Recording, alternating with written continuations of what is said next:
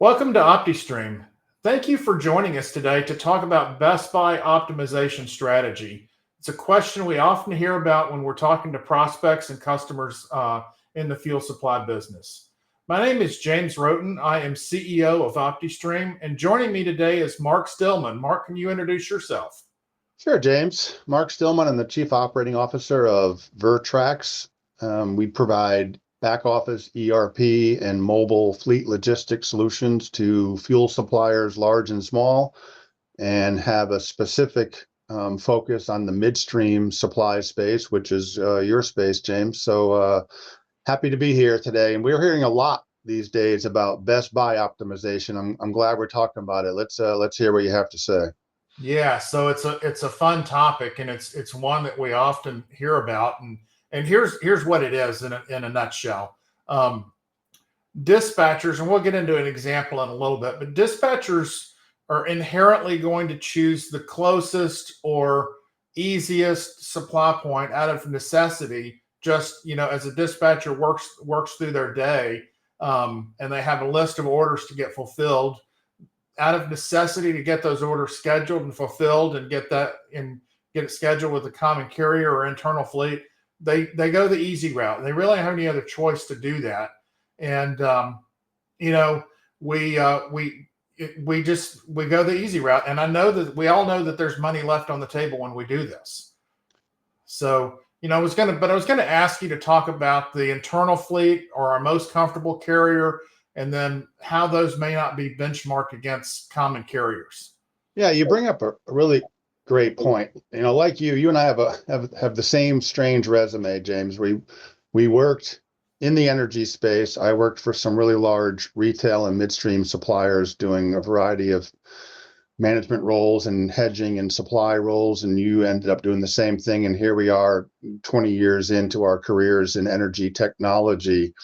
But we're both, and both our organizations are talking to and dealing with suppliers by the dozens every single day and week. And obviously their biggest cost center is the fleet and moving this product around.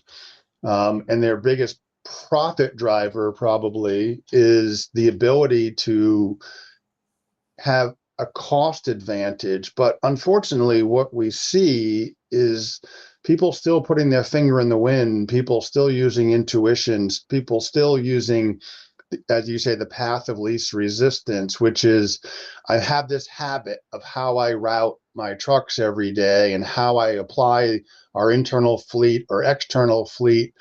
But it's very, very rare for a company to do that when trying to consider all of the different variables that are in that selection, which is fleet miles, accessorial charges, freight charges, contracts. And to your point, it really becomes what is the easiest and what is my habit.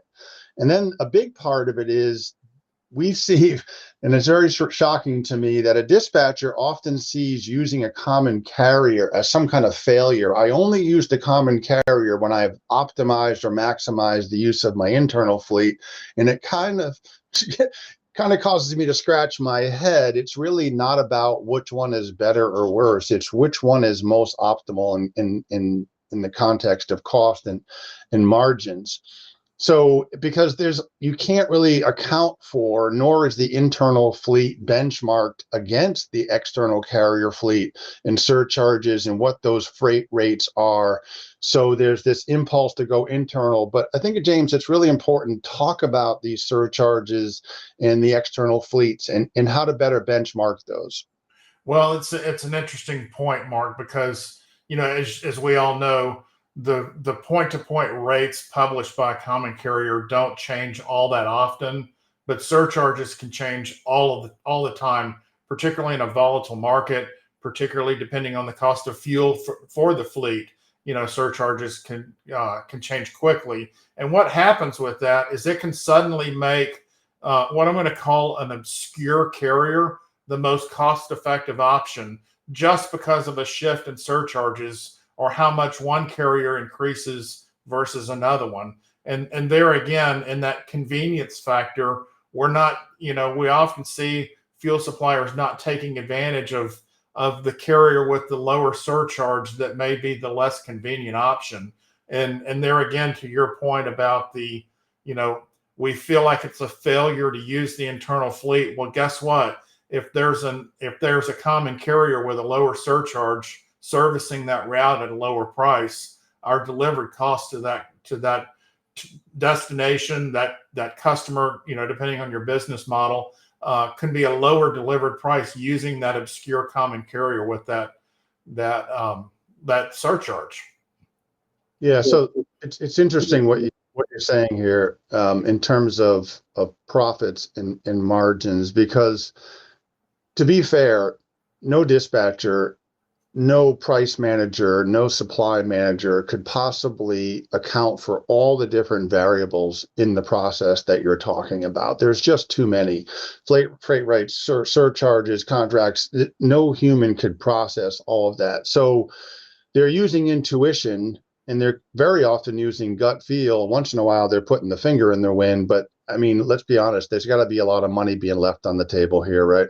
There's a ton of it. So I'm going to switch to a slide view and talk through an example on this. And so what I have here is, and this is all like fictitious data. It's fictitious customer, fictitious supply points. But what I want to focus on is this Grand Rapids green dot, kind of in the middle upper left of this drawing. And by the way, I promise this is our only slide today.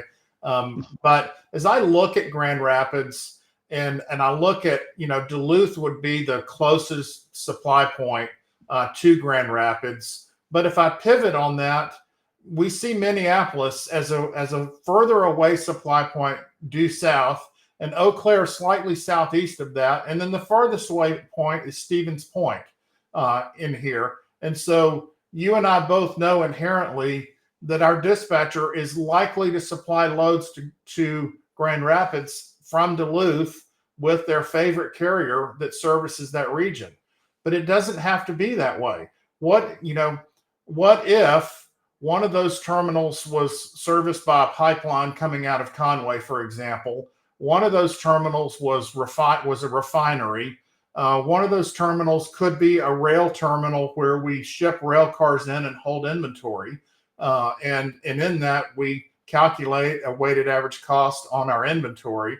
And so what if we could look at the economics, because as we well know, the economics of a refinery versus the economics of a Conway pipeline can be completely different.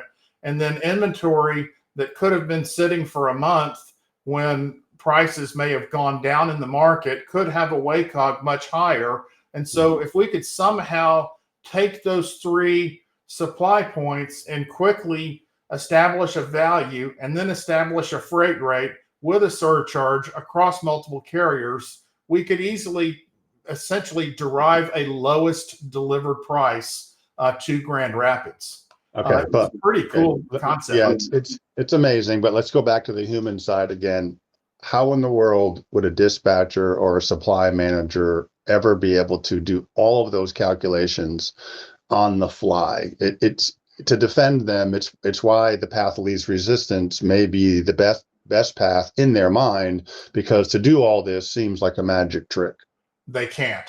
And that's the bottom line. I mean, they would literally have to get out, like a tablet of paper and do the math on every load, or have some, incredible mother of all spreadsheets that runs the company that somehow makes these calculations across, 14 supply points and 12 different carriers with, Opus doing this and postings doing that and surcharges going this way, like every single day.